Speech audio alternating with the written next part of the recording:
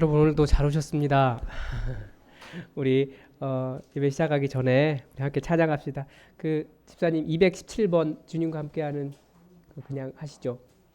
네, 217번 예품 찬양 217번 주님과 함께하는 시간 온 마음 다해 함께 찬양하겠습니다. 주님과 함께하는 주님과 함께하는 이 고요한 시간 주님의 보좌 앞에 내 마음을 쏟네 217번입니다. 주님께 감출 것 없네 내 마음과 정성 다해 주 바라나이다 온 마음 다해 사랑합니다 온 마음 다해 주 알기 원하네 내 모든 삶 당신 것이니 주만 섬기리 온 마음 다해 다시 한번 주님과 함께하는 주님과 함께하는 이 고요한 시간 주님의 보좌 앞에 내 마음을 쏟네 모든 것 되시는 주님께 감출 것 없네 내 마음과 정성 다해 주 바라나이다 온 마음 다해 사랑합니다 온 마음 다해 주 알기 원하네 내 모든 삶 당신 것이니 주만 섬기리 온 마음 다해 나 염려하잖아도 내 쓸 것 아시니 나 오직 주의 얼굴 구하게 하소서 다 이해할 수 없을 때라도 감사하며 날마다 순종하며 주 따르오리다 온 마음 다해 사랑합니다 온 마음 다해 주 알기 원하네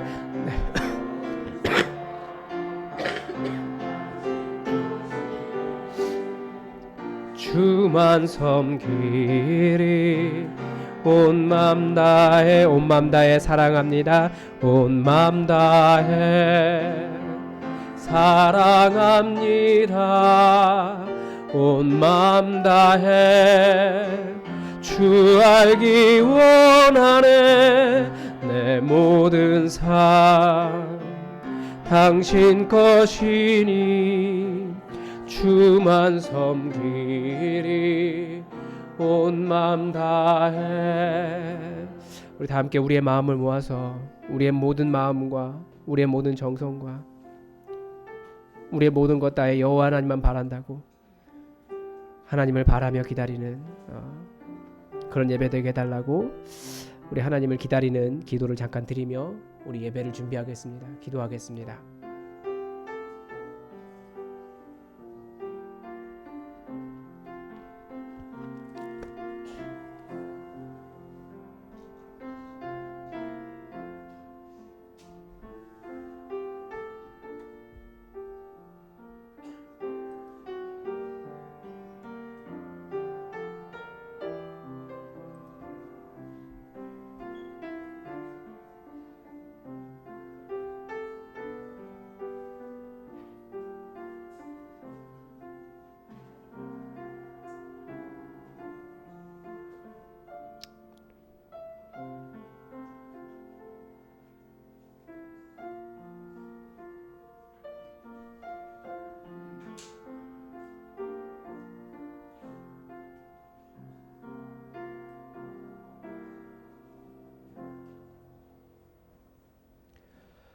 그러므로 형제들아, 내가 하나님의 모든 자비하심으로 너희를 권하노니 너희 몸을 하나님이 기뻐하시는 거룩한 산 제물로 드리라.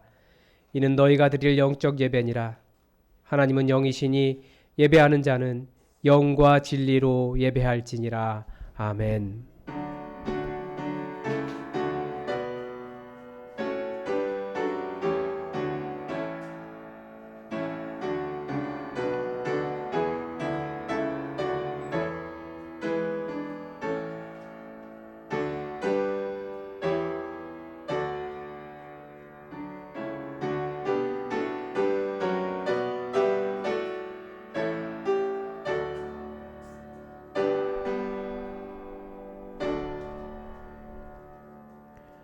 온 땅에 따사로운 햇볕을 주셔서 만물을 소생시키시는 하나님 아버지, 감사와 찬송과 영광을 올려드립니다.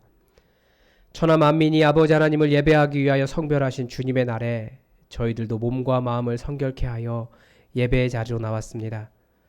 입을 열어 찬양할 때 영광을 받아 주시옵고, 손을 들어 기도할 때 귀 기울여 들으시며, 정성껏 예비한 예물을 드릴 때에도 아벨의 제사처럼 기쁘게 흠향하여 주옵소서. 모든 영광을 삼위일체 하나님께 올려드리오며 예수님의 이름으로 기원하옵나이다. 아멘. 우리 다 함께 자리에서 일어나셔서 찬송가 25장으로 하나님 앞에 경배드리겠습니다.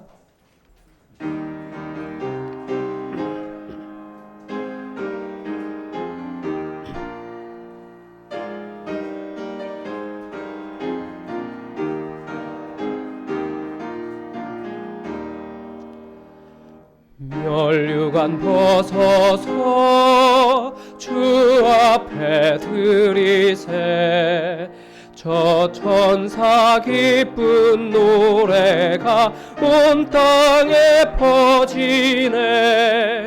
내 혼아 깨어서 주 찬송하여라. 온 백성 죄를 속하신 만왕의 왕일세. 멸류관 벗어서 주 앞에 드리세.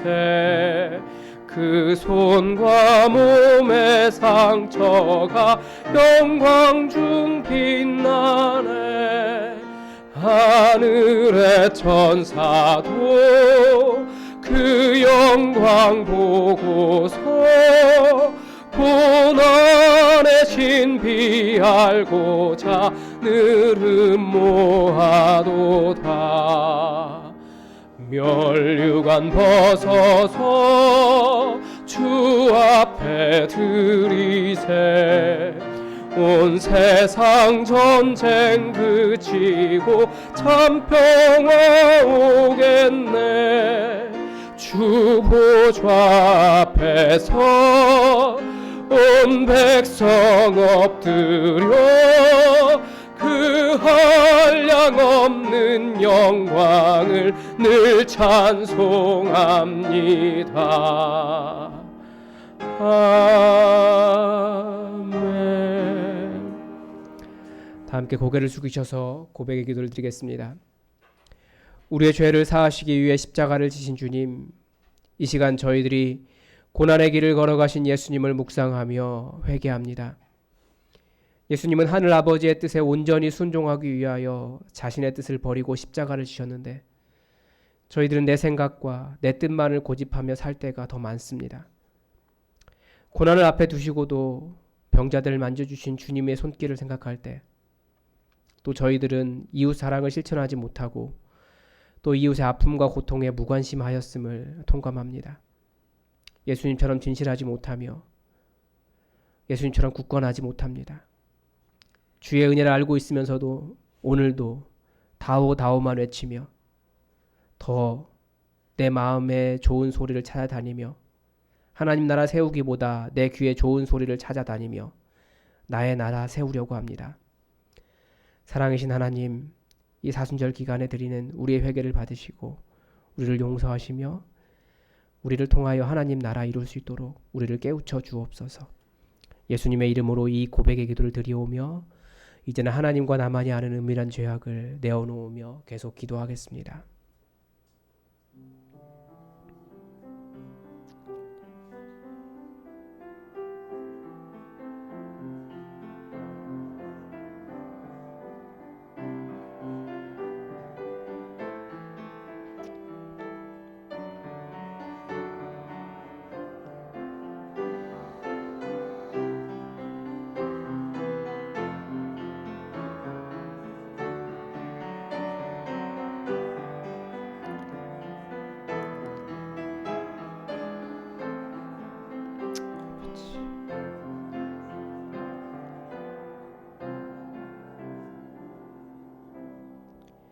여기에 우리를 용서하시는 하나님의 말씀이 있습니다. 내가 내 허물을 빽빽한 구름같이 내 죄를 안개같이 없이 하였으니 너는 내게로 돌아오라. 내가 너를 구속하였음이니라. 아멘. 사도신경으로 함께 신앙을 고백하겠습니다. 나는 전능하신 아버지 하나님 천지의 창조주를 믿습니다. 나는 그의 유일하신 아들 우리 주 예수 그리스도를 믿습니다. 그는 성령으로 잉태되어 동정녀 마리아에게서 나시고 본디오 빌라도에게 고난을 받아 십자가에 못 박혀 죽으시고 장사된 지 사흘 만에 죽은 자 가운데서 다시 살아나셨으며 하늘에 오르시어 전능하신 아버지 하나님 우편에 앉아 계시다가 거기로부터 살아있는 자와 죽은 자를 심판하러 오십니다. 나는 성령을 믿으며 거룩한 공교회와 성도의 교제와 죄를 용서받는 것과 몸의 부활과 영생을 믿습니다. 아멘. 교동문 127번 사순절 네 번째 말씀으로 하나님의 말씀을 교독하겠습니다. 교동문 127번입니다.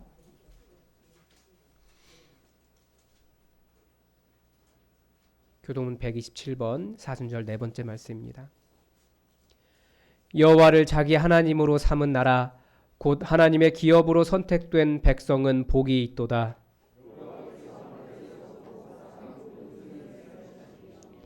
곧 그가 거하시는 곳에서 세상의 모든 거민들을 굽어 살피시는도다.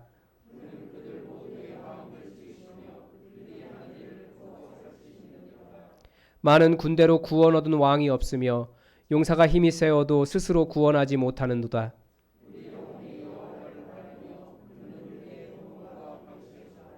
우리 마음이 그를 즐거워하며 우리가 그의 성호를 의지하였기 때문이로다.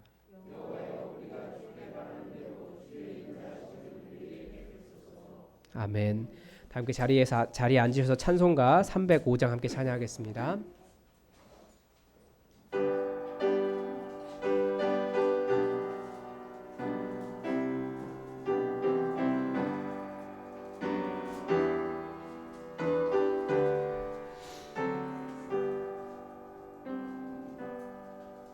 나 같은 죄인 살리신 주 은혜 놀라워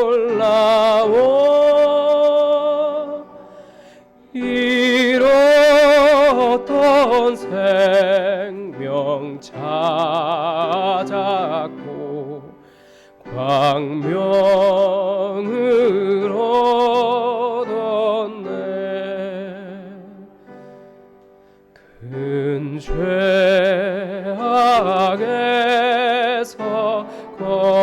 건지신 주님의 고마워. 나 처음 믿은 그 시간 귀하고 귀하다. 이제껏 내가 산 것도 주님의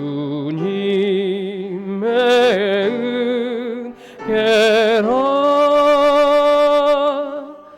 또 나를 장차 본향에 인도해 주시리. 거기서 우리 영원히 주님의 은혜로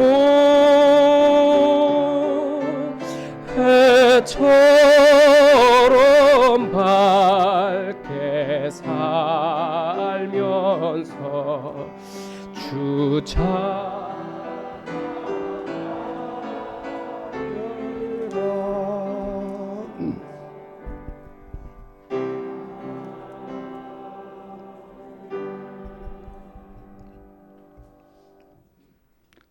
사랑과 은혜가 풍성하신 여호와 하나님 아버지, 사순절 넷째 주를 맞이하여 파수꾼이 아침을 기다리는 마음의 간절함 같이 우리 영혼이 주님 만나기를 간절히 사모하며 이 시간 하나님의 얼굴 뵙기를 간절히 원합니다. 오늘 드려지는 예배를 통하여 주님께서 하늘 보좌를 버리시고 이 땅에 오셔서 예루살렘에 입성하실 때에 한없이 낮고 낮은 자세로 이 땅에 오심을 기억하게 하시었고, 어두운 우리 마음에 밝은 빛을 비추시사 하나님의 마음과 사탄의 마음이 우리 마음 안에서 구별이 일어나게 하시며 하나님의 마음을 품게 하시고 주님의 편에 서게 하여 주시옵소서. 우리들의 생사화복과 안고 서는 것을 아시며 은밀한 생각까지도 아시는 주님, 우리가 주님 앞에 무엇을 숨길 수 있겠습니까? 지난 한 주간 세상을 달려온 우리들의 발자취를 뒤돌아보니 주님의 말씀에 순종하고 하나님께 감사와 영광을 돌리며 이웃에게 사랑과 용서함보다는 매 순간 주님을 따라 인간의 마음으로 고집하며 살았으며 주님 말씀에 불순종하여 살았을 뿐만 아니라 믿음이 있는 척, 거룩한 척, 위장하고 외식하는 자로 살았으며 우리 이웃과 직장에서 남을 시기하고 질투하여 마음에 상처를 주면서 보낸 시간이 많았음을 이 시간 고백합니다. 이 시간 이 모든 것을 주님께 내려놓고 용서를 구하오니 우리들에게 긍휼을 베푸시고 상처나고 찢어진 우리들의 심령을 예수 그리스도의 거룩한 보혈로 깨끗이 씻어주시고 어루만져 주시옵기를 간절히 바라옵고 원합나이다. 사랑이 충만하신 주님, 이 시간 간과 없기는 세계적인 코로나19로 인해서 많은 사람들이 힘들어하고 아파하고 있습니다. 코로나19가 조기 종료를 위해 기도합니다. 특별히 백신 접종이 지금 이루어지고 있습니다. 이 백신을 통하여 하루라도 빨리 이 코로나 상황이 종료될 수 있도록 주님께서 주관하여 주시고 역사하여 주시옵기를 간절히 기도드립니다. 사랑의 주님, 이 시간 우리나라를 위해 기도합니다. 지금 우리나라는 유저정들이 국민과 나라를 생각하기보다는 당리 당략을 위해 서로 싸우고 토론하고 있는 것 같습니다. 주님께서는 하늘 보좌를 버리시고 이 땅에 오셔서 나귀를 타고 예루살렘 성에 입성하였듯이 이 나라 유정자들에게도 주님의 마음처럼 낮고 겸손한 자세로 국가와 국민을 섬기며 봉사할 줄 아는 유정자들의 마음으로 회복시켜 주시옵소서.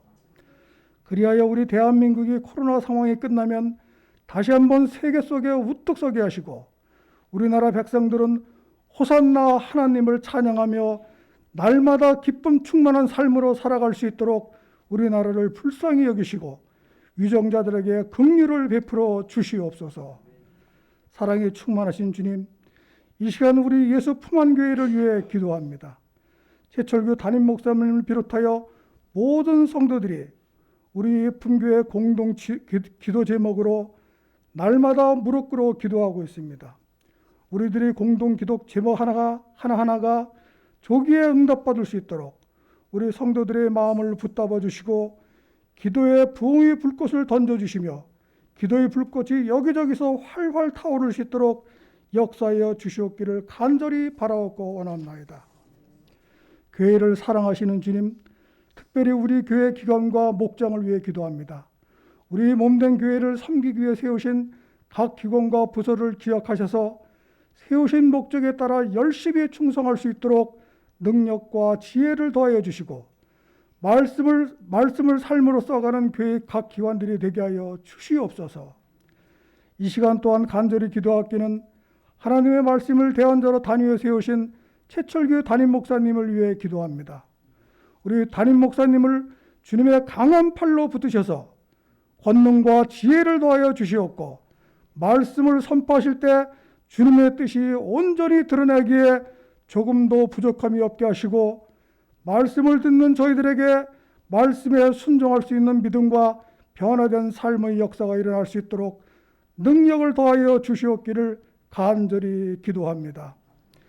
예배의 시종을 주님께 의탁하며 모든 순서를 통하여 주님 홀로 영광 받으시옵소서. 이 모든 말씀 예수님 이름으로 기도드립니다. 아멘.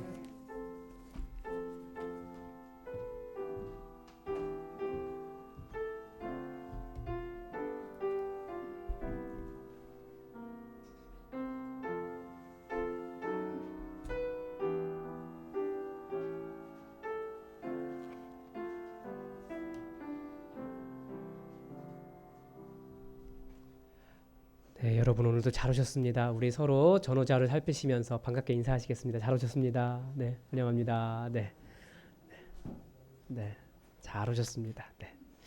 그리고 영상으로도 보시는 분들 잘 오셨습니다. 네. 오늘은 사순절 네 번째 주일입니다. 주님의 말씀과 함께 또 예수님의 십자가와 함께 여러분 또 주님 걸어가신 길을 같이 걸어가시기 바랍니다. 계속해서 저희 대면 예배와 실시간 예배를 같이 병행하고 있습니다. 방역 수칙을 잘 지켜주시고 마스크 꼭 하시고 내리지 마시고 그리고 기저질환 있으신 분들이나 조금 외부 다녀오신 분들은 당분간은 예배 영상으로 예배 드려주시기 바랍니다. 그리고 청소년부는 줌으로 예배를 드리고 있습니다. 교회 학교도 영상으로 예배 드리고 있습니다. 여러분 교회 학교를 위해서도 함께 기도해 주십시오. 그리고 오늘 이제 3시에 오후 3시에 운영위원회 오늘 모임 있습니다. 예품 드림관에 있으니까 운영위원들 모여주시기 바랍니다. 그리고 2월 재정보고서를 교회 홈페이지와 게시판에 공지했습니다. 여러분 우리 교회 어떻게 돌아가는지 여러분 재정을 투명하게 사용하고 있으니까 여러분 관심 더 가지고 잘 살펴주시기 바랍니다. 그리고 저희 2021년 교회생활 안내서가 나왔습니다. 원래 계획은 2년에 한 번씩 내는 것이었는데 그런데 올해도 또 만들어야 되는 상황이 되어서 다시 만들었습니다. 여러분 나가실 때 저쪽으로 통해서 나가시면 주방에 이렇게 다 여러분 목장과 함께 거기에 이렇게 놓여 있습니다. 각 가정당 한 권입니다. 그리고 교회 일련 번호가 다 적혀 있어요. 여러분 개인정보가 담겨 있으니까 외부로 유출되지 않도록 잘 관리해 주시고 외출하셨을 유출이 될 경우 누구 건지 확인이 됩니다. 그러니까 잘 관리해 주시고 우리 수고해 주신 기획부 부장님 정말 감사드립니다. 수고하셨습니다. 우리 박수로 한번 감사를 표현했으면 좋겠습니다. 감사합니다. 네. 그리고 계속해서 공동 기도 제목 가지고 함께 기도해 주시고 우리 지난주에 잠깐 1부에는 인사드렸었는데 2부에 인사 못 드린 것 같아요. 우리 김영애 권사님 지난주에 등록하셨습니다. 그리고 조영미 권사님 목장으로 했습니다. 우리 김영애 권사님 잠깐 한번 자리에서 일어나 주시겠습니까? 네. 우리 이쪽에 계신 분 잘 안 보이겠지만 우리 박수로 환영하고 네. 제가 기도 한번 하겠습니다. 하나님 젊은 시절 온 마음과 온 정성으로 교회를 열심으로 섬겨오신 귀한 권사님 이제 다시 춘천으로 돌아와 우리 교회에 터를 잡게 하시니 감사합니다. 하나님 그 마음과 그 정성과 그 겸손함을 아버지께서 아셔서 그 노년을 더욱더 복되게 하여 주시고 특별히 우리 교회에 잘 뿌리 내려서 정말 행복한 신앙생활 될 수 있도록 하나님 함께하여 주시옵소서. 우리가 정말 우리 권사님과 같이 그렇게 수고하며 애쓴 손길들을 잊지 않기를 원하오니 우리가 기억할 때마다 그 아름다운 신앙의 본이 우리 후배들에게 아름다운 발자취로 남게 하여 주시고 또 우리도 따라갈 만한 좋은 신앙의 본이 될 수 있도록 그 노년을 더욱더 하나님 나라의 풍성한 은혜들로 가득가득 채워 주시옵소서. 하나님 주님의 은혜를 감사드리며 우리와 함께 한 교회 이루게 하심을 인하여 감사드리며 축복하며 예수 그리스도의 이름으로 기도드립니다. 아멘. 우리 잘 오셨습니다. 다시 한번 박수로 환영하겠습니다. 잘 오셨습니다. 네. 우리 하나님의 말씀 보겠습니다. 오늘 우리에게 주신 하나님 말씀은 마가복음 11장 12절에서 19절까지의 말씀입니다. 마가복음 11장 12절에서 19절까지의 말씀입니다. 우리 하나님의 말씀을 마가복음 11장 12절에서 19절 다 함께 받들어 읽겠습니다. 이튿날 그들이 베다니에서 나왔을 때에 예수께서 시장하신지라 멀리서 잎사귀에 있는 한 무화과 나무를 보시고 혹 그 나무에 무엇이 있을까 하여 가셨더니 가서 보신즉 잎사귀 외에 아무것도 없더라. 이는 무화과의 때가 아님이라. 예수께서 나무에게 말씀하여 이르시되 이제는 영원토록 사람이 내게서 열매를 따먹지 못하리라 하시니 제자들이 이를 듣더라. 그들이 예루살렘에 들어가니라. 예수께서 성전에 들어가사 성전 안에서 매매하는 자들을 내쫓으시며 돈 바꾸는 자들의 상과 비둘기 파는 자들의 의자를 둘러 엎으시며 아무나 물건을 가지고 성전 안으로 지나다님을 허락하지 아니하시고 이에 가르쳐 이르시되 기록된 바 내 집은 만민이 기도하는 집이라 칭함을 받으리라 하지 아니하였느냐. 너희는 강도의 소굴을 만들었도다 하시매 대제사장들과 서기관들이 듣고 예수를 어떻게 죽일까 하고 꾀하니 이는 무리가 다 그의 교훈을 놀랍게 여김으로 그를 두려워함일러라. 그리고 날이 저물매 그들이 성 밖으로 나가더라. 아멘. 다 함께 일어나셔서 찬송가 487장으로 말씀을 주신 하나님 앞에 감사드리겠습니다. 487장입니다.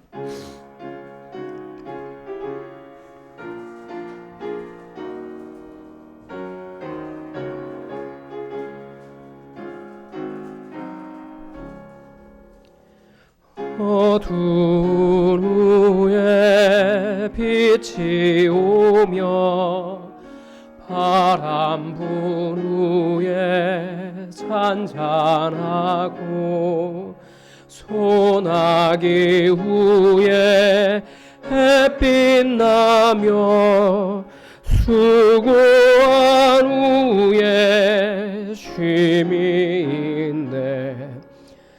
연약함 후에 강건하며 애통한 후에 위로받고 눈물 난 후에 웃음 있고 씨 뿌린 후에 주수하네. 괴로움 후에 평안 있고 슬퍼한 후에 기쁨 있고 멀어진 후에 가까우며 고독함 후에 친구인데 고생한 후에 기쁨 있고 십자가 후에 영광 있고 죽음 온 후에 영생하니 이러한 도가 진리로다.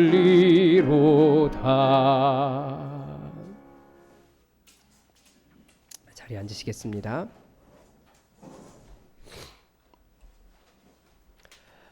벌써 재작년이더라고요.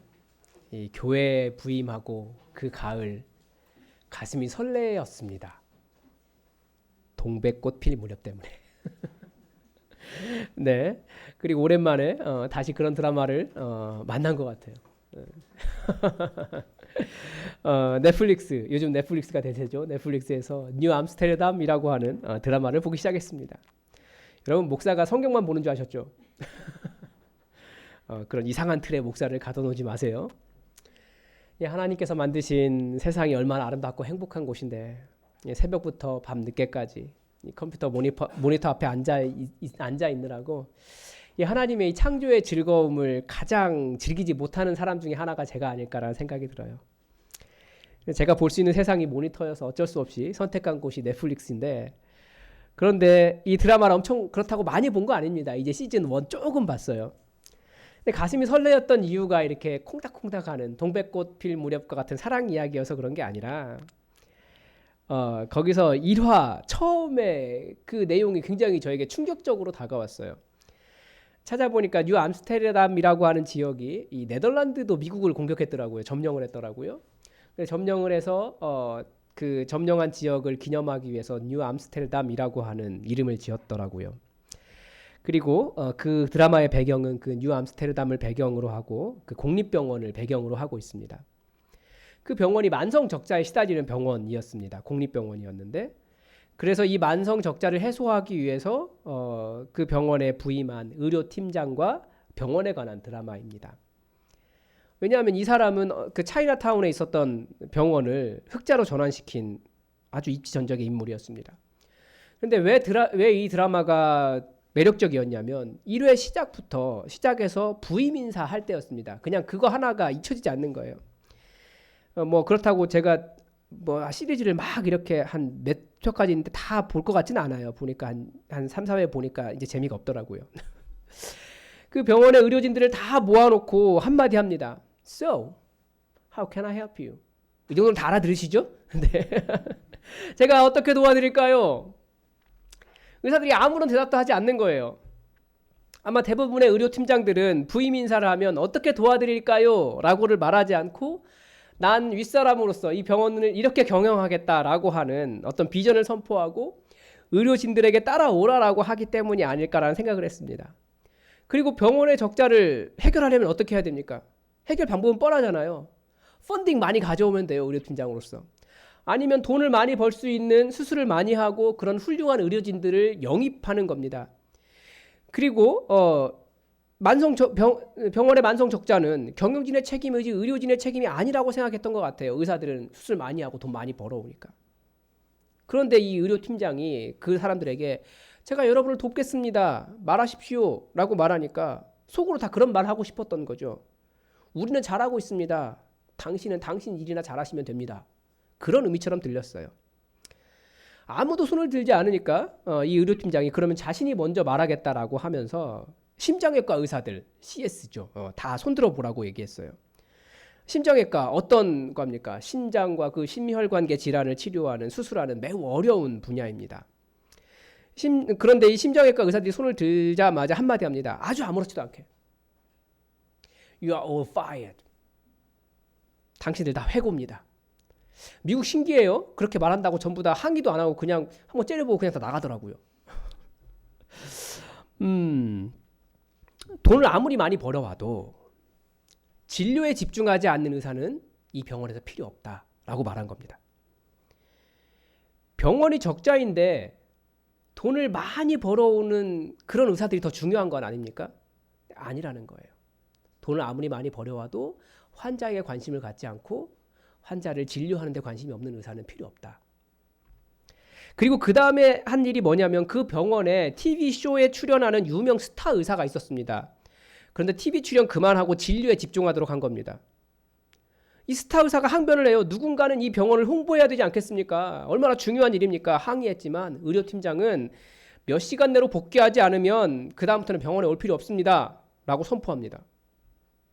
이 시작이 저에게 굉장히 충격적이었어요. 병원이 무엇을 하는 곳인가? 의사는 어떤 사람인가? 당연히 환자를 진료하고 치료하는 일에 집중해야 합니다. 그런데 어떤 의사는 유명한 사람이 되는데 관심이 있고 어떤 사람은 돈을 버는데 관심이 있습니다. 그런데 다들 나름대로 그것이 옳다고 하는 이유가 있어요. 말이 돼요. 병원이 적자이거든요. 누군가는 홍보를 해야 되고요. 누군가는 돈을 많이 벌어와야 돼요. 돈을 많이 버는 수술이 필요했습니다. 그런데도 이 주인공은 병원은 환자를 진료하는 일이 먼저라고 주장을 합니다. 뭐 우리 안에 똑같은 일을 경험한다면 거기에 대한 대안은 각기 달라질 수 있을 것 같아요. 그러나 저는 이 이야기가 교회를 향해서 하는 말로 들렸어요. 교회가 뭐 하는 곳인가? 우리가 무엇을 위해서 달려가고 있는가? 복음을 전하고 하나님 나라를 만드는 일보다 우리가 중요하게 생각하면서 집중하는 일들이 우리에게 너무나 많습니다. 오늘 예수님의 말씀 속에서도 예수님 같은 이야기하고 계십니다. 지난주 본문에서 예수님께서 예루살렘 성에 입성하셨습니다. 근데 그날 밤이 늦으니까 예수님께서 제자들과 함께 밖으로 나가셨어요. 그리고 오늘 본문입니다.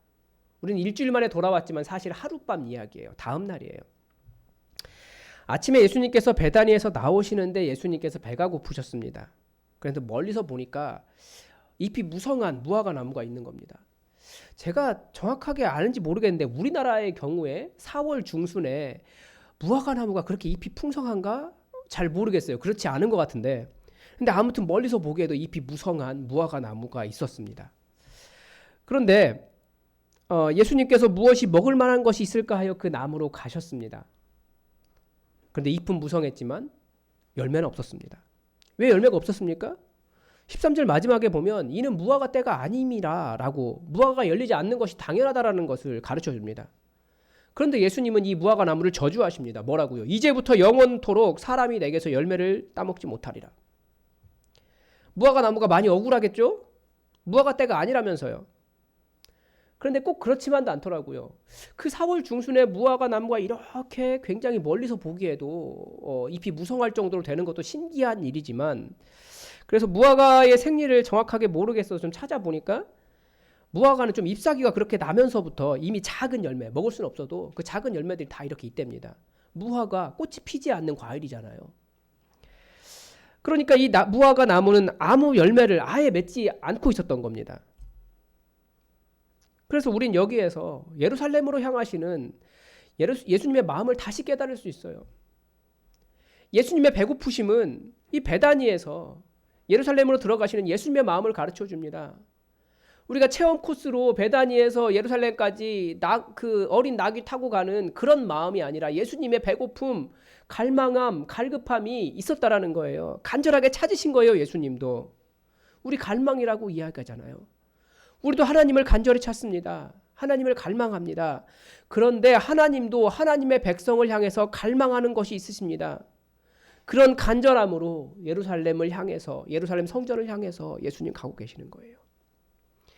우리만 사슴이 시냇물을 찾기에 갈급함 같이 하나님을 찾는 것이 아니라 하나님도 하나님의 백성이라고 하는 사람들에게 사슴이 시냇물을 찾기에 갈급함 같이 그들에게 너희가 맺기를 바라는 열매가 있다라고 하나님도 찾으신다는 거예요. 우리에게. 그런데 예루살렘 성전과 성전 지도자들은 이 잎만 무성한 무화과 나무처럼 종교적으로만 화려했습니다. 예수님 당시 예루살렘 성전이 얼마나 화려했는지 이 요세푸스, 당시의 기록 사가인 요세푸스는 동양 최고의 건물이었다 이렇게 기록하고 있거든요. 제가 정확한 워딩은 기억하지 못하는데 아무튼 엄청나게 동양 최고의 건물이었다. 누구든 그 앞에 서면 다 이렇게 경외감이 들 정도의 건물이었다. 그런 식으로 표현했던 것으로 제가 기억합니다. 이 요세푸스의 기록은 약간 좀 뭐라고 할까요? 좀 과장이 들어있어서 잘 안 믿어요, 사람들이. 그런데 그 어느 날 땅속에 사실 발굴이 안 돼요. 왜냐하면 그 위에 이미 예루살렘 성전이 서 있으니까 그거 발굴하려면 실제 파봐야 되잖아요. 예루살렘 성전 무너뜨릴 수 없으니까. 그런데 요즘 기술이 발달해서 드디어 그 예루살렘 성전에 헤롯 시대에 그 기초석이 발견이 됐는데 그게 보니까 끊어지지 않은 하나의 돌로 28m짜리라고 그래요. 여러분 28m면 우리 교회 2배 되는 거리예요. 그러니까 얼마나 큰 돌이 성전의 기초석으로 쓰였는지 알겠죠. 헤롯이 얼마나 유대인들의 마음을 이렇게 사고 싶었는지 알 수 있어요. 온 힘을 다 쏟아서 헤롯이 48년 그렇게 50년 넘게 그렇게 성전을 지은 성전이 그때 예수님 당시의 성전이었어요.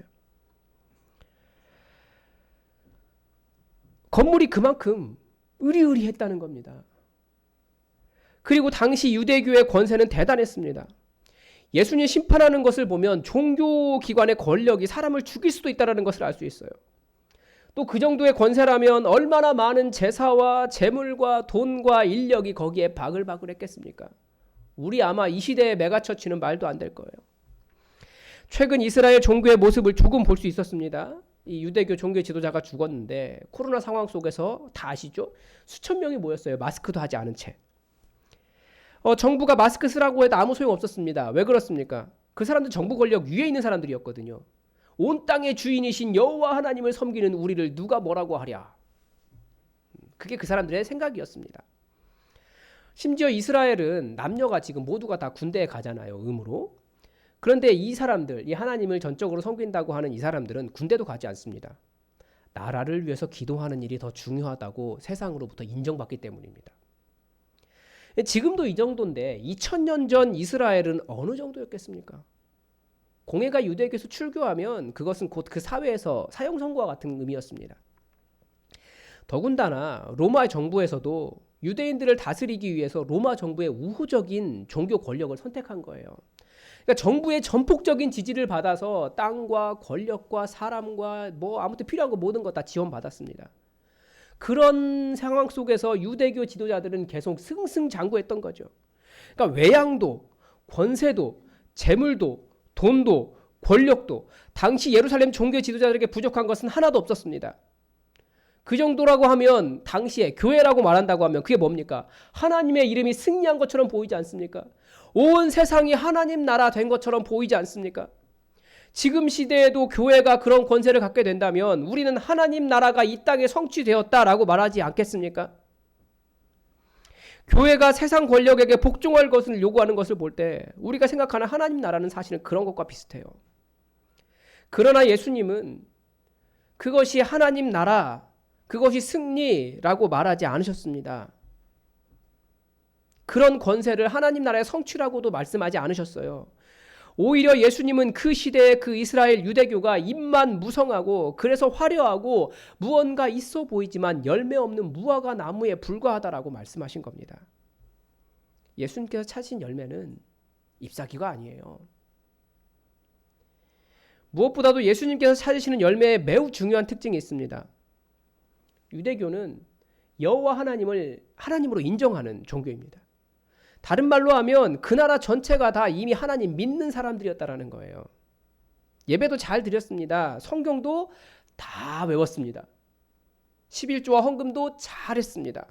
안식일 철저하게 지켰습니다. 매월 월사, 그러니까 새벽 첫날, 매월 첫째 날 새벽 기도죠. 사람들 엄청나게 모였어요. 각종 집회가 있었습니다. 우리로 말하면 부흥회와 뭐 여러 가지 그런 일들이 많이 있죠. 그러나 예수님께서 찾으시는 열매가 없었다라는 거예요. 아니, 다 있잖아요. 말씀도 잘 알고, 안식일도 잘 지키고, 헌금도 드리고, 집회도 하고, 새벽 기도도 바글바글하게 모이고. 그런데 예수님 도대체 뭐가 부족했기 때문에 거기가 잎사귀는 화려하지만 열매 없는 곳이다라고 비난하셨겠습니까? 즉 하나님의 백성이 맺어야 할 열매라고 하는 것은, 예수님께서 찾으시는 열매라고 하는 것은 교인 되는 일 아닙니다. 다른 말로 하면 종교인 되는 일 아니에요. 하나님 나라의 백성으로서의 정의와 공의와 선함과 하나님의 말씀을 이루는 삶이라는 거죠. 너무나 아쉽고 너무나 슬프지만 왠지 이 무성한 무화과 나무가 이 당시 화려하고 강력했던 예루살렘 성전의 모습과 그것이 우리 시대의 교회와 좀 이렇게 오버랩되지 않으십니까? 화려한 건물이 있어요. 교회의 권세 강력합니다. 정치인들이 교회 함부로 못해요. 수많은 사람과 엄청난 재화와 각종 프로그램과 사람들로 가득 찹니다. 우리는 그런 것이 우리가 맺어야 할 열매라고 배워왔습니다. 생각했어요. 특히 교회 지도자들이 더욱 그랬습니다. 잘 생각해보면 저도 신학교에서 계속 배워온 과정을 보면 그런 교회, 메가처치, 채플에 오는 목사님들 다 그런 목사님들이 주로 많이 왔어요. 그러면서 나는 이렇게 큰 메가처치 이뤘는데 너희들이 과연 이룰 수 있겠느냐라는 약간 은근히 그런 것을 배워왔습니다. 그래서 열심히 노력하죠. 전도도 열심히 했고 헌금도 열심히 했고 열심히 모였고 각종 프로그램에 참여하게 했습니다. 그러나 그런 활동들이 교회라고 하는 곳에 열매는 맺었지만 하나님 나라의 열매는 아니었다라는 거죠. 그러면 우리는 어떤 열매를 맺어야 할까요? 이번에는 성전으로 들어가신 예수님의 모습을 통해서 보겠습니다. 예수님께서 예루살렘에 들어가셨고 성전에 들어가셨습니다. 그런데 성전 모습이 어떤 모습이었습니까? 한번 예수님의 눈으로 한번 둘러보십시오. 딱 들어갔는데 처음에 보인 사람은 누구였습니까? 매매하는 사람들이라고 되어 있어요. 매매하는 자들, 장사꾼인 거죠. 다른 복음서들은 이 사람들이 누구였는지 조금 더 구체적으로 가르쳐 줍니다. 소와 양과 비둘기 파는 사람들과 돈 바꾸는 사람들이라고 되어 있습니다. 이런 사람들이 여기에 왜 있었습니까? 뭐 말이 안 되는 건 아니에요. 멀리서 오는데 재물, 좋은 양과 소와 비둘기 가져오면 예루살렘에 오는 동안 아마 재물로서는 좀 가치가 떨어질 가능성이 있습니다. 잘 못 먹고 고생하고 있으니까 걔네들도. 그리고 제물로 쓸 소와 양과 비둘기를 기르는 레위인들이 있었습니다. 이미. 그러니까 이게 다른 말로 하면 뭐냐면 하나님께 드릴 가장 좋은 제물을 고생스럽게 멀리서 가져오지 말고 여기서 구입하십시오. 이런 겁니다. 그리고 등급에 따라 산지에 따라 또 누구의 손과 누구의 관리를 거쳤는가에 따라 가격이 달라졌다라는 거죠. 이 손은 500만 원, 저 손은 공인된 레위 지파에서 태어날 때부터 순수하게 혈통을 관리하고 잘 관리한 거룩한 재물이기 때문에 1000만 원. 뭐 이런 이야기예요. 기왕이면 비싸고 좋은 소를 하나님께 드리십시오라고 판매하고 있었던 겁니다. 특히 오늘 마가복음의 본문은 비둘기 파는 사람들만 언급하고 있는데 비둘기가 성전에서 한번 퍼덕거리는 모습을 상상해 보십시오. 무엇보다도 또 비둘기는 가난한 사람들이 하나님께 드리는 제물이에요. 즉 이 가난한 사람들이 드리는 제물을 가지고도 성전에서 매매하는 자들이 얼마나 사람들을 농락했는지 알 수 있습니다. 그러니까 당시 예루살렘에서 최고의 시장은 안식일에 성전에서 펼쳐지고 있었던 거예요. 가장 돈 되는 장사는 성전 재물 장사였습니다. 한번 영화 장면처럼 보십시오. 예루살렘에 들어갔더니 예수님의 눈에 슬로우 모션으로 여기는 소 울고, 여기는 양 울고, 여기는 염소 뛰어다니고, 여기는 비둘기 퍼덕거리고, 햇볕에 그 먼지 날리고, 그 다음에 여러분 우시장 아시잖아요. 그 우시장의 기름 냄새와 피 냄새와 그 소가 배설물의 냄새와 그런 것들이 성전인 거예요. 이게 성전이라고요. 그래서 예수님은 그들의 상과 비둘기 파는 자들의 다 의자를 뒤집어 엎으시고 제사 지낼 때 성전을 가로질러 사람들이 다니지 못하게 했습니다. 그리고 가르치셨어요. 17절에 이에 가르쳐 이르시되 기록된 바 내 집은 만민이 기도하는 집이라 칭함을 받으리라 하지 아니하였느냐. 너희는 강도의 소굴을 만들어도다 하시매. 예수님의 가르침 속에서 성전에 대한 세 가지 관점을 볼 수 있습니다. 하나는 성전이 내 집이라는 거예요. 당시 대제사장들이 로마 권력에 돈 주고 대제사장이 되었고, 그리고 그 성전이 헤롯 대왕이 지어주었기 때문에 어떤 사람은 그 성전에 정통성이 없다라고 생각했습니다. 그러나 그 성전은 여전히 하나님의 이름을 가진 하나님의 집, 벳엘, 하나님의 집이었습니다. 성전이었다라는 거예요. 그러니까 사실 지금 이 많은 교회들이 비난을 많이 받고 있긴 하지만 그렇다고 교회가 아닌 건 아니에요. 다 하나님의 이름으로 불린다는 사실 자체가 이 모든 교회들이 교회로서 하나님 나라의 열매를 맺어가야 될 이유가 됩니다. 또 하나, 사람들이 생각하는 큰 교회만 교회처럼 보이지만 아니요. 교회라는 이름 아무나 가질 수 있는 게 아니라고요. 둘째는 만민입니다. 성전은 모든 사람들이 들어올 수 있는 곳이어야 됩니다. 그런데 거룩이라는 미명하에 모든 사람이 들어오지 못하게 하는 곳이 성전, 교회가 되었어요. 당시에는 병든 사람, 부정하다고, 외국인들, 종교적으로 부정하다는 사람들, 더 하나님의 은혜가 필요한 사람들이 교회에 들어오지 못하게 되었습니다. 지금 우리 시대도 비슷하죠. 거룩하지 않은 사람들, 어떤 사람들일까요? 가난한 사람들, 우리와 같은 수준에 있지 않은 사람들 잘 못 들어옵니다. 무슨 말입니까? 이 시대에도 여전히 교회는 죄인이라고 사람들을 낙인 찍고 있어요. 사실 먼저 된 죄인인데. 오죽 죄가 많고 큰 죄인이면 다른 사람보다 먼저 구원해 주셨겠습니까? 그런데도 먼저 믿었다는 이유로 다른 사람들 정죄하는 것이 그리스도인의 습관이에요. 결국 우리 시대의 교회도 사랑할 수 있는 사람만 사랑하려고 합니다. 저도 여전히 그런 한계 속에 있어요. 많이 느껴요. 셋째는 기도하는 집입니다. 우리 기도 열심히 하시죠. 그런데 기도를 왜 합니까? 우리는 이미 예수 믿고 구원을 보장받았는데 기도할 필요가 있습니까? 그런데 아직도 이 땅에는 우리가 이루어야 할 하나님의 나라가 가득한데 기도해야 하지 않겠습니까? 여기에 이제 성전에 대한 본질보다도 예수님의 평가가 나오죠. 한 가지를 더하면 강도의 소굴입니다. 그러니까 그 성전에 제사하러 들어오는 일반 성도들은 뭐가 됩니까? 강도에게 상납하기 위해서 재물을 싸들고 돈을 싸들고 호랑이 굴로 들어간 약자들일 뿐이에요. 예수님은 성전이 하나님의 말씀을 안다고 하는 종교가 맺어야 할 열매를 이렇게 설명하신 겁니다. 교회는 어떤 열매를 맺어야 합니까? 무엇보다도 하나님께서 주인 되시는 곳입니다.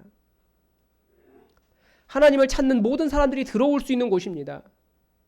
그리고 하나님께 기도하는 곳이에요. 그리고 성도가 누군가의 이익의 수단이 아니라 순수한 사랑의 수단이 되는 곳이 교회입니다. 그래서 우리가 전도를 할 때도 이 사람 데려와서 빨리 교인 만들어야지 여기에 관심 있는 게 아니에요. 그 사람 하나님의 사람 만드는 것. 그 사람의 삶에 하나님 나라가 이루어지는 것. 그래서 전도할 때 가장 중요한 것은 사랑의 마음이에요. 교회 데려와서 뭐 하겠다는 게 아니고. 그런데 이런 예수님의 책망을 듣고 분노한 사람들이 있습니다. 바로 대제사장과 서기관들이었어요. 왜 그렇게 분노했습니까? 분노만 했습니까? 18절에 보니까 예수를 어떻게 죽일까 하고 꾀하니 이는 무리가 다 그의 교훈을 놀랍게 여김으로 그를 두려워하느니라. 이 번역이 조금 애매합니다. 주어가 좀 애매해요. 예수님의 교훈에 놀란 사람들은 누굽니까? 무리입니다. 그러면 예수님을 두려워한 사람들은 누굽니까? 대제사장과 서기관들입니다. 두려워했다라는 말보다 아주 공포스럽게 느낀 거예요. 아주 싫어한 거예요. 무리들이 예수님의 말씀에 마음을 빼앗기는 것이 싫었다라고 해석하는 것이 맞습니다. 왜 무리들이 예수님의 말씀에 마음을 빼앗기는 것이 싫었습니까? 지금까지 대제사장과 서기관들이 가르쳐온, 그러니까 성전이 그 모양이었던 거죠. 그러니까 그들이 지금까지 맺어온, 다른 말로 이야기하면 그들이 추구해온 신앙의 성공이라고 하는 기준이 다 비난의 대상이 되었기 때문에 그래요. 사람들이 그거 안 따라갈 가능성이 있거든요. 그래서 예수님의 가르침이 싫었고 예수님을 죽이려고 했습니다. 그냥 싫은 것이 아니라 죽이고 싶도록 싫었습니다. 그리고 실제 죽여야 하겠다라고 이야기하며 꾀를 내기 싫었습니다. 오늘 설교 제목을 설교 준비하다가 바꿨는데 예수님을 죽도록 싫어하는 사람들이 아니고 더 심하게 얘기했어야 돼요. 예수님을 죽이고 싶을 정도로 정말 싫어했던 사람들. 그게 누구냐고요. 무화과 나무의 비유로 말하자면 예수님께서 잎이 무성하기만 할 뿐 열매가 없다고 지적하시니까 우리가 열매가 많다고, 예수님 당신이 틀렸다고 그렇게 말하면 예수님 죽이는 겁니다. 말씀이신 하나님이 내가 바란 열매가 아니다라고 말씀하시니까 그들에게는 잎사귀가 더 무성해 보이는 것이 더 중요했으니까 예수님 죽이려고 한 거라고요. 한번 생각해 보십시오. 우리가 지금까지 교회에서 열심히 맺어온 열매, 그것이 어떤 열매였는지. 여러분의 노력들을 비하하거나 여러분을 비난하기 위해서 하는 말이 아닙니다. 우리가 그렇게 배워왔기 때문에 그래요. 목회자들이 큰 문제가 있죠. 주로 하는 일이 새신자 초청잔치 같은 거에서 사람들 많이 모으면 성공이었습니다. 그 목표가 있어서 보통 이제 여러분들 다 해보셨잖아요. 몇 명. 그래서 이름 다 적어내고 그럼 다른 교회 가시는 분들이 오늘은 네가 우리 교회 와라. 다음 주에 내가 너네 교회 가줄게. 서로 품맛이 해주고. 그래서 많은 사람 모이면 성공이었어요. 부목사들은 그 수치, 소위 그 영업 목표를 맞추기 위해서 얼마나 기를 쓰고 사람들에게 전화하고 뭐 확인하고 뭐 그래프 그리고 이름 써서 내고 뭐 아름다운 여러 가지 이벤트를 많이 했습니까? 전도라고 하는 것이 선명하게 복음을 듣고 무엇을 믿어야 하는지 결단하는 과정이기보다 교회로 데려와서 교회 안에 적응시키고 교회의 문화 속에서 훌륭하게 잘 적응해서 잘 자라면 되는 거였어요. 그래서 훌륭한 교인, 훌륭한 종교인 만드는 것을 열매로 착각했습니다. 무엇을 믿는지를 명확하지 않기 때문에 자기도 설명을 못해요. 그것이 전도라고 하면 전도라고 부를 수 있겠죠. 그러나 예수님 말씀하신 것처럼 회개하라. 방향을 바꾼 회심은 아니었어요. 하나님 나라가 왔다. 하나님 나라를 만드는 삶은 아니었습니다. 그러니까 교회 안에서도 잘 살아가고 세상에서도 세상의 방식으로 잘 살아가는 그런 종교인 만들었을 뿐입니다. 그래서 이 시대의 신은 무엇입니까? 이 시대 교회의 신은 무엇입니까? 화려함이에요. 다들 작은 교회는 오지 않아요. 큰 교회예요. 자랑할 만한 프로그램이고요. 그래서 여러분 교회에 어떤 프로그램이 있어야 하는지 다 아시지 않습니까? 태어날 때부터 죽을 때까지, 요람에서부터 무덤까지 모든 프로그램 다 준비되어 있어요. 태아학교에서부터 실버스쿨까지. 자랑할 만한 프로그램이 있어야 되고 경건해 보이는 종교적인 의식이 신이고 화려한 찬양대가 신이고 성경 지식이 신이고 목회자의 말에 수동적으로 순종하는 교인이 신이고 그런 것 할 수 있는 전문 종교인, 열심히 훈련받은 전문 종교인이 신이에요. 그게 한국 교회예요. 마음이 많이 아프죠. 하나님 없다는 걸 솔직히 알아야 돼요. 우리의 복음도 지금 계속 말씀드리잖아요. 얼마나 이기적입니까? 예수 믿으면 구원받는다? 그래서 우리가 해야 될 일은 무엇입니까? 거기에 예수님 따르라고 하는 도전이 있습니까? 믿기만 하면 된다고 예수님이 왕이시라고 그분을 주인으로 섬기지 않는 것에 죄책감을 가지라고 가르치기보다 구원받았으니 안심하라고 가르칩니다. 여기에서는 하나님 나라를 만들며 다시 오실 예수님을 기다리기보다 빨리 죽어서, 다른 말로 하면 이 세상 탈출해서 저 행복한 천국에 들어가는 데만 관심이 있는 거죠. 그거 하나님 나라 아니라고요. 그거 하라고 우리 부르신 거 아니라고요. 그런 구원관에는 예수님의 제자가 될 필요가 없습니다. 예수님 따라갈 필요 없어요. 제자에 대한 도전도 없습니다. 그러니까 작은 헌신도 힘들어하고 정말 헌신해야 될 일에, 정말 힘써야 될 일에 그 일에는 신경 못 쓰는 거예요. 거기에는 내 수고와 돈과 내 시간과 내 노력이 들어가야 되니까 그거 말고요. 좀 편한 거, 나에게 이익이 될 만한 거, 내가 할 수 있는 거 이런 거 하겠습니다. 그렇게 되는 겁니다. 성경은 복음을, 제자를 그렇게 가르치지 않습니다. 그러면 우리의 복음, 매우 중요한 진리는 맞습니다. 그러나 우리가 실제 생활에서 큰 오류가 있다고 하면 어떻게 해야 됩니까? 우리도 우리의 모순이 드러나면 예수님을 죽여버리고 그거 아닙니다라고 말하면 됩니까? 우리가 바뀌어야죠. 우리는 바뀌려고 말씀대로 살기 위해서 여기에 모이지 않았습니까? 지난주에 설교하고 난 이후에 뭐 심한 것은 아니고 살짝 좀 고민이 되었습니다. 저도 다른 교회 목사님들 설교 듣거든요. 설교 잘 못했다는 생각이 드는 거예요. 저는 지난주에 예수님의 겸손에 대해 설교했습니다. 설교를 그렇게 하고 여전히 다른 사람들보다 말이 많고 네, 설교 그만하라고 그러나요? 추정해서 미리 말하는 저를 보면서 그리고 똑똑하다는 각종 다른 그리스도인들의 각종 자랑을 들으면서 인기와 인정을 얻으려면 예수님의 겸손이 아니라 호산나를 설교했어야 되는구나 라는 생각이 스쳐 지나갔습니다. 그게 더 은혜가 되고 사람들이 관심을 가질 만한 주제였습니다. 호산나 호산나 나를 구원하소서 나를 구원하소서. 그리고 나서 호산나 호산나 죽임당한 어린 양 그렇게 찬양했으면 훨씬 더 은혜가 되었을 거예요. 십자가가 필요한 절박한 인생들에게 예수님께서 너의 삶에도 입성하신다라고 설교하는 것이 그 삶에 더욱더 도움이 되었을지 모르겠습니다. 그런데 그건 예수님을 따르는 것이 아니라 곧 예수님을 배신할 예루살렘 성 사람들 따라하는 거예요. 그렇게 해서 인기를 얻으면 결국 저도 그때의 대제사장들과 무슨 차이가 있겠습니까? 그렇게 해서 여러분들의 마음이 더욱더 종교적인 일에 관심을 쏟고 하나님 나라를 세우려는 사람이 목표가 아니라 나를 위한 나라 그거 세우는 사람이 되게 하면 그게 무슨 열매입니까? 우리는 하나님 나라를 세우기 위해 부름 받은 제자입니다. 그런데 오늘 본문의 결론이 무엇입니까? 참 아쉽게도요. 예루살렘 성에 입성하신 첫날도 그랬지만 그리고 이 둘째 날도 예수님은 날이 저물자 예루살렘 성에서 나갔습니다. 그런데 예루살렘 성에 예수님 거할 곳이 아무것도 없었던 거예요. 이 마태복음에 예수님의 어린 시절에 대한 기록이 잠깐 나오는데 그때 예수님께서 어머니 마리아에게 뭐라고 말씀하셨습니까? 내가 아버지 집에 있어야 할 줄을 모르셨습니까? 그 성전이 예수님의 집이었어요. 그런데 예수님께서 거기에 있을 수 없으셨습니다.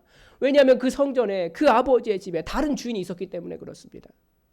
그래서 그 성전에 단 하루도 머무실 수 없었고 예수님께서 그 예루살렘 성에 머무신 순간도 그 주인이라는 사람들이 예수님 팔아 넘겨서 십자가 지기 위해서 묶여서 채찍 맞으면서 보낸 하루 밤이 예수님이 예루살렘에서 보낸 예수님의 집에서 보낸 하룻밤이었어요. 여러분, 오늘의 세상의 성공과 같은 그런 성공의 잣대로 제자의 열매를 평가하지 마십시오. 우리들의 열매도 그렇게 평가하지 마십시오. 우리가 눈에 보이는 화려함, 눈에 보이는 결과가 우리의 목표가 아니에요. 저요, 여러분, 제가 맺을 열매가 뭘까요? 몰라요. 목회 다 끝난 다음에 어떻게 될지 몰라요. 계속 이렇게 목회할지도 모르겠어요. 우리 안에 있는 어려운 것들 계속 캐내다가 여러분 좋은 밭 만들어 놓고 나면 제 다음 사람이 와서 그 열매를 풍성하게 거둘 수도 있겠죠. 저는 계속해서 작은 수와 목회한다고 할지라도 그게 하나님께서 주신 열매라면 그게 맞는 거예요. 근데 우리는 뭐라고 평가할까요? 최철규 목사 평생 목회하더니 결국 이만큼밖에 못했어. 우리가 평가하는 목회의 기준은 그런 것들이에요. 그게 잘못된 거라고요. 우리 교회 건물 안 지어도 돼요. 우리는 이미 각 집에서 목장교회 하면서 거기 진짜 교회 만들려고 지금 노력하고 있잖아요. 교회 건물 없어도 돼요. 초대교회는 교회 건물 어디 있었습니까? 없었어요. 그런데 그 교회를 진짜 교회라고 지금도 이야기하고 있다고요. 지금 이 땅에서 이 나라에서 세우고 있는 교회들의 건물의 모습이 어떻습니까? 굉장히 권위 있게 져요. 건축을 아시죠? 권위 있게 짓는 게 뭡니까? 그 옆에 지나가면 건물이 무너질 것 같은 그런 위기감을 느끼는 게 위험 있는 건물이에요. 그런데 지금 세상에 짓는 교회 건물들은 다들 위쪽을 크게 해서 약간 이렇게 기울게 해놨어요. 그래서 그 옆에 지나가면 저거 무너질까 봐 겁나는 게 있어요.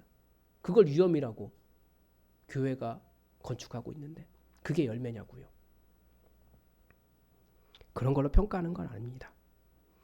매일같이 세상의 교회로 들어오면 안 된다고 말하면서도 결국 우리 마음속으로 좋아하는 것은 세상적인 자랑이 되어가고 있어요. 제자가 된다는 것은 고난 속으로 들어가는 겁니다. 예수님처럼 나기도 하는 거예요.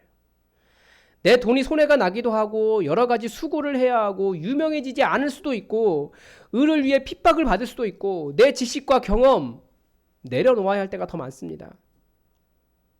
그런데 하나님께서 나를 사용하시겠다고 하면 나를 내려놓아야 하나님 나라가 맺힙니다. 다시 한번 잎이 무성한 무화과 나무를 생각해 보십시오. 그거 하나님 나라에 열매 없으면 평생 영원토록 열매 맺지 못하는 하나님의 저주들을 무화과 나무입니다. 그리고 아무리 화려해도 날이 저물면 예수님께서 떠나시는 성이 되고 말 겁니다. 여러분, 우리 정말 진지하게 지금까지 우리가 해왔던, 사실 이제 저부터 바뀌어야 되죠. 근데 우리가 지금까지 해왔던 모든 종교적인 모습을 한번 생각해 보면서 정말 우리가 맺어야 할 하나님 나라의 열매가 무엇인지 우리가 진지하게 반성하며 우리 그 나라 열매가 무엇인지 제자가 어떤 제자가 되어야 할지 우리 다 함께 계속해서 한 걸음 한 걸음 우리 나아가서 예수님 머무실 만한 거룩한 성전이 될 수 있도록 우리 노력합시다. 기도하겠습니다. 하나님, 오늘도 예루살렘 성전의 모습을 보면서 그리고 그 예수님 떠나신 예루살렘을 보면서 또 잎은 무성하고 화려하지만 열매 없는 그 시대를 보면서 다시 우리 시대의 교회와 이 시대에 우리가 생각하는 성공이라고 하는 것, 그것이 무엇인지 반성하게 됩니다. 우리도 명확하게 손에 잡히지는 않지만 예수님 말씀 따라가면서 정말 우리가 세워야 할 하나님의 나라가 무엇인지 진지하게 고민하게 하시고 우리 예수품만 교회, 비록 작은 교회이나 주님 아버지의 뜻을 온전하게 이룸으로 이 춘천 지역에 진정한 교회 세워가는 그런 교회 될 수 있도록 주의 성령으로 함께하여 주옵소서. 제자들조차도 주의 성령 임하시기 전까지 하나님 나라를 오해했습니다. 그러나 주의 성령님 임하셨을 때에 그들이 진짜 교회를 세웠듯이 하나님 우리에게 주의 영을 부으사 우리가 진정한 교회 이곳에 세워갈 수 있도록 하나님 우리의 마음을 바꾸시고 우리의 삶을 바꾸시고 우리의 목표가 바뀌게 하시고 진정한 회심, 거듭남이 일어날 수 있도록 우리 가운데 역사하여 주옵소서. 주께서 함께 하시길 원하오며 예수 그리스도의 이름으로 감사하며 기도드립니다. 아멘. 우리 시간이 좀 늦었지만 우리 다 함께 우리의 주인이 여호와 하나님이시라는 고백을 다 함께 하면서 찬양했으면 좋겠습니다. 우리 예품 찬양 155번 두 손 들고 찬양합니다. 함께 찬양하겠습니다.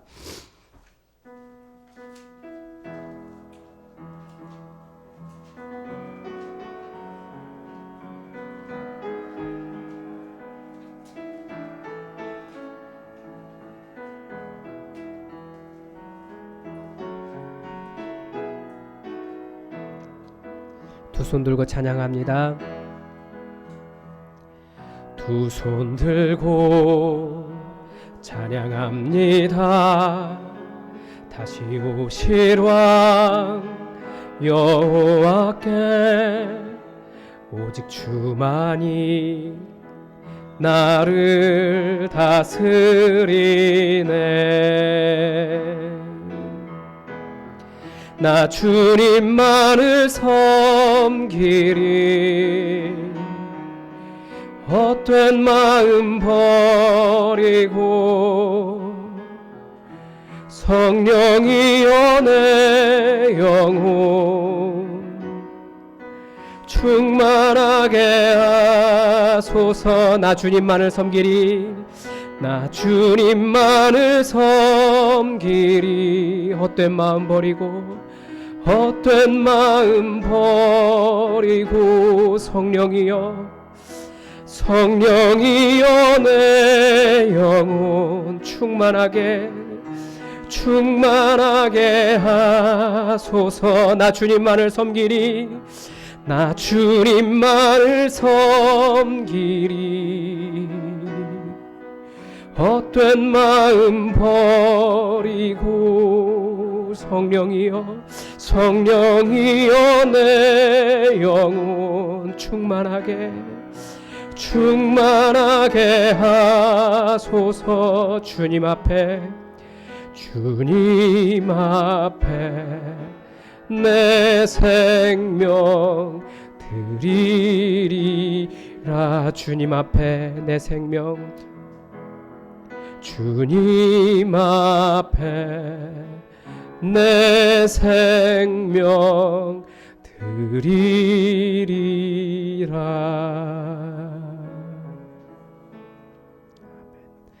우리 다 함께 자리에서 일어나셔서 예품 찬양 77번 내게 있는 향유옥합 찬양하시면서 하나님 앞에 예물 드리겠습니다.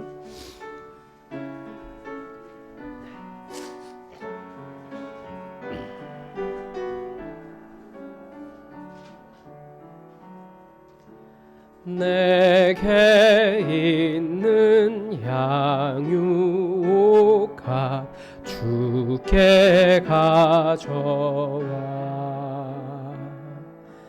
그 발 위에 입 맞추고 깨드립니다. 나를 위해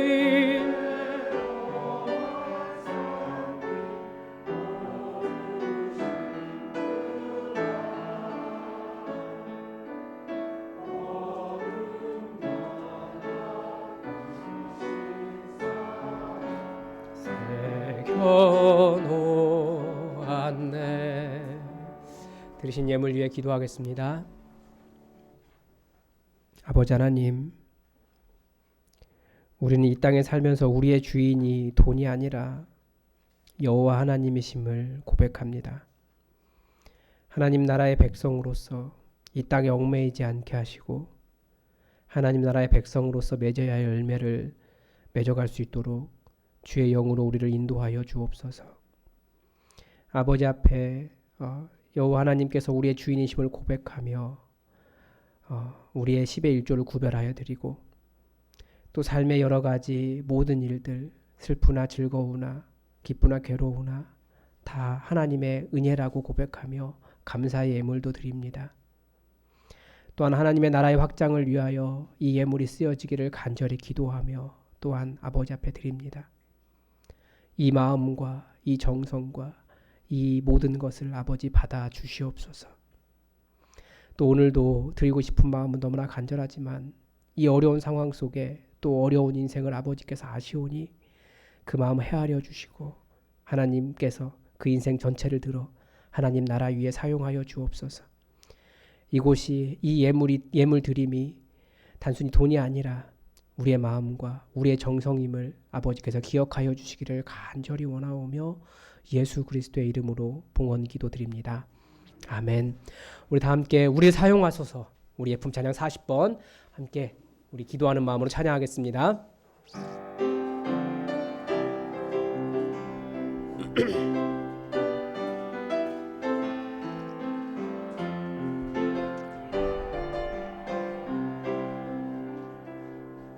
우리에겐 소원이 하나 있네. 주님 다시 오실 그날까지 우리 가슴에 새긴 주의 십자가 사랑 나의 교회를 사랑케 하네. 주의 교회를 향한 우리 마음 희생과 포기와 가난과 고난 하물며 죽음조차 우릴 막을 수 없네. 우리 교회는 이 땅의 희망 교회를 교회되게 예배되게 우릴 사용하소서. 진정한 부흥의 날 오늘 임하도록 우릴 사용하소서. 성령 안에 예배하리라. 성령 안에 예배하리라. 자유의 마음으로 사랑으로 사역하리라. 교회는 생명이니 교회를 교회되게 예배되게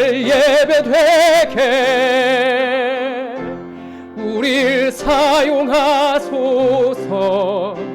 진정한 부흥의 날 오늘 임하도록 우릴 사용하소서. 지금은 당신의 집에 머무지 못하신 우리 주 예수 그리스도의 그 은혜와 우리를 너무나 사랑하셔서 우리에게 먼저 하나님 나라 가르쳐 주시고 사명 주신 우리 성부 하나님의 그 크신 사랑하심과 지금 이곳에 오셔서 두려움이 아니라 하나님 나라를 이루는 권능을 주시는 성령 하나님의 교통하심이 우리가 어떠한 신앙생활을 했는지 다시 돌아보며 진정한 하나님 나라의 열매를 맺기를 바라는 고개 숙인 모든 예배자들 머리 위에 하나님 나라를 이루며 살아갈 열매 맺는 신앙 위에 지금도 영원히 함께 하시기를 간절히 축원하옵나이다. 아멘.